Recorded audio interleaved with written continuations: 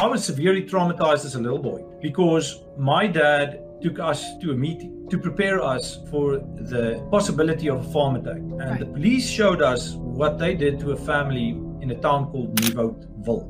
What happened to that poor family is absolutely disturbing. And I do ask that people that are sensitive take caution to what I'm about to say, because it is very graphic, but it is so essential for us to know what happens and what transpires. It was a lady that lived by herself. She did community work among these non-whites. She helped them. And they came to her house while her family from England were visiting. Her sister, the husband, and the daughter.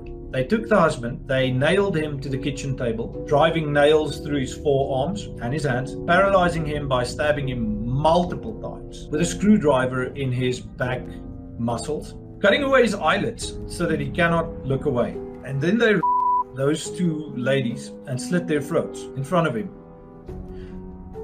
After which, they took the little girl, laid her out on the kitchen table, skinned her alive, and her. Then they decapitated her, chopped off her hands and her feet, and disemboweled her. That is what these savages do till this day. And there has not been justice for that family. Sure, they were arrested. Only one was convicted. They found the blood of the old man on one of the accused. And then they said, he's just a poor teenager. Maybe he was trying to help the man. But my uncle's brother-in-law was one of the arresting officers, and those people mocked him. They said as soon as they get out, they're gonna kill his family. This is what we are being disarmed because we can't defend ourselves. When we do, they make us out to be these evil racists. It's completely ridiculous.